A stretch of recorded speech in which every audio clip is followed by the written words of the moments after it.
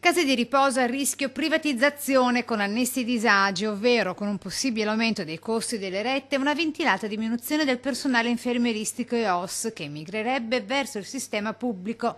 Questa è la fotografia di ciò che potrebbe accadere se non si provvede subito a una riforma regionale delle 100 IPAB presenti in Veneto, con i 15.000 anziani residenti nelle strutture e seguiti dai 10.000 lavoratori. L'allarme lanciato dal sindacato. Il pericolo, siamo con una proposta di legge che è lì in sospeso.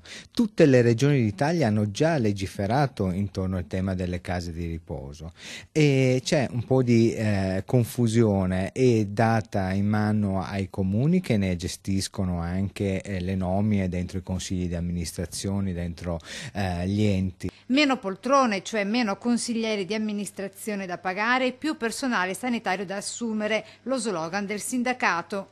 Chiediamo che le IPAB rimangano pubbliche anche per il lavoro di welfare che fanno per la collettività e poi non dimentichiamoci che gestiscono un patrimonio storico, culturale di donazioni che la gente ha fatto per che sia patrimonio della collettività.